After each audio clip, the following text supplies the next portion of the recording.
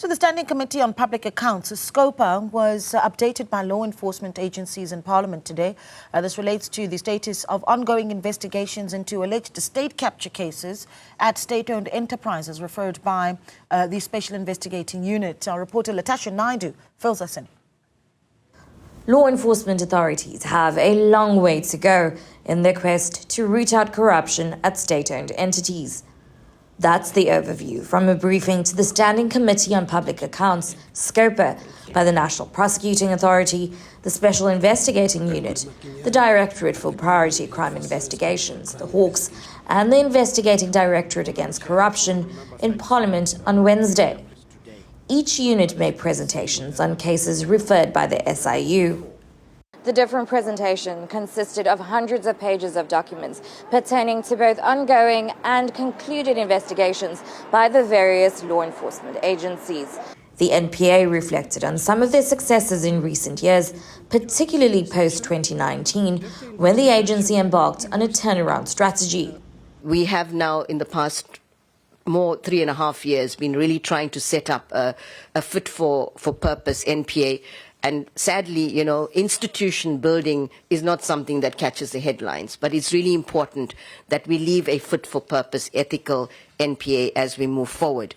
And so our focus now moving forward is to consolidate on these gains. The NPA is just one of the law enforcement agencies which the SIU has made recommendations to. Since 2018 to date, the SIU has also made several recommendations to state institutions and regulatory bodies, with 478 referrals in 2023 and 445 in 2024. Criminal referrals were also down from 627 in 2021 and 624 in 2022. Meanwhile, fraud cases had the most criminal referrals, 1,162 since 2018. There were also 481 offences against the Prevention of Organised Crime Act. While the numbers reflect that efforts are being made to root out the rut of state-captured related corruption, it's also been a sobering task for those mandated to conduct investigations and bring about prosecutions on time.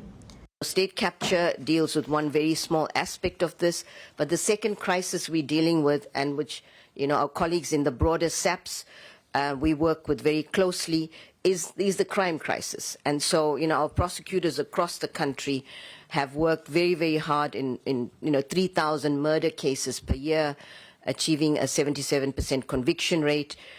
We have currently 13 very high-profile gang-related matters involving 94 accused across the country, and these are very, very important aspects of the NPA work. Also, with sexual and gender-based violence matters, the footprint of the Thuthuzela care centres has been expanded from 55 facilities to 64. Batoy further emphasised the need for ethical leadership to prevent corruption at the highest levels, including at law enforcement agencies. For Newzroom Afrika, Channel 405, I'm Latashia Naidoo, reporting from Parliament.